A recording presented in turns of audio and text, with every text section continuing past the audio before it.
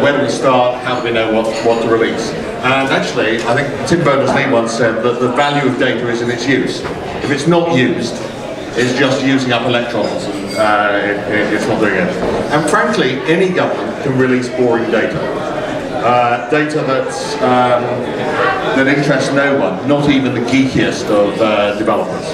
That's not because it's about obscure things. There's a long tail of data. So data about obscure wild animals, people get interested in things that you don't think are going to be interesting. Some people find it. But it's data that's too aggregated that you can't use. So how do you find out what data gets used? Well, some of that, there's now a track record. So there's some of the key data sets that are in the World Bank's Open Data Readiness Assessment, in the Open Knowledge Foundation's recent census, in the G8 Open Data Charter, are data sets that get used all over the world. Data about transport, data about the performance of public services, health and education, things that really matter to people. Data about maps, addresses. If you've got a map, you can plot other data on it. So those are important. It's often data that's immediate to people. Frankly, national budget at the line of about 20 lines of things once a year. A few people will be interested in that, but the average parent, the average patient going to see a doctor is not going to be very interested in that at all. Things that interest people is things that are very close to their lives, very important to them. One of the reasons transport data gets used a lot is that a lot of people make journeys every day and they're concerned about their journey. They're not concerned about the total budget to the railways or the total budget to the road system. It's about their journey. They want to know data about their children's school. How are their children's teachers performing? Is their child going to the right sort of school?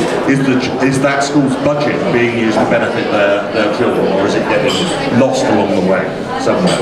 Or they or a relative are going to hospital. What's the standard of that hospital? How does it compare to other hospitals? Are their children getting the vaccinations that are being funded, or is that not being delivered by their local nurse? And there's another way to find out about data, which is to actually ask people what they want to use. And increasingly in the UK now, we're guided by asking people. And we do that in a number of ways.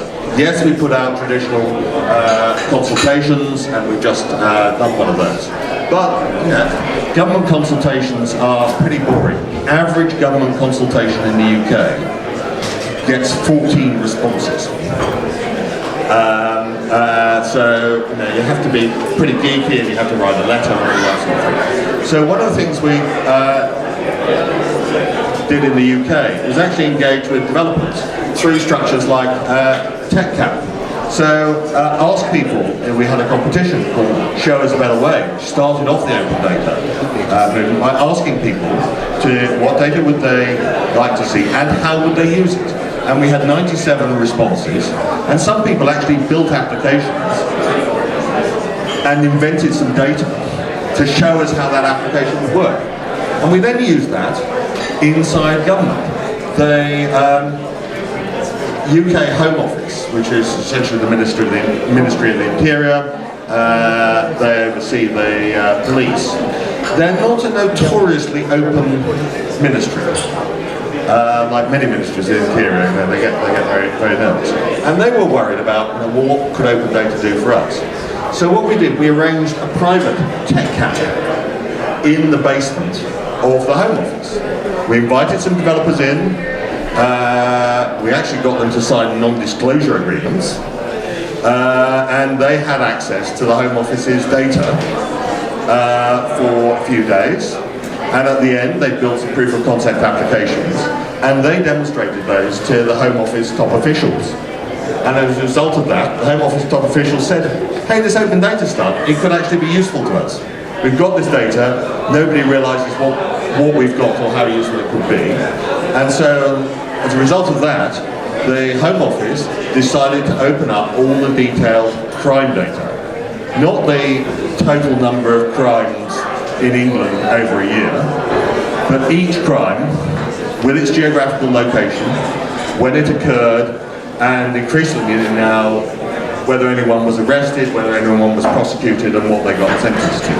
And that TechCamp has led to what's now one of the most popular government websites. So the message here is about governments and getting governments involved in open data. And if you're in government, running an open data initiative, getting going, one of the great ways of doing that is to actually get engaged with some developers and get their ideas of what data they can use and get some things built which will help get that message across in government. Convince people on open data isn't about policy, it isn't about legal, it's about infusing people in government with how much more useful their data could be if it was made open. And so, ladies and gentlemen, I commend TechCamp to you. Thank you.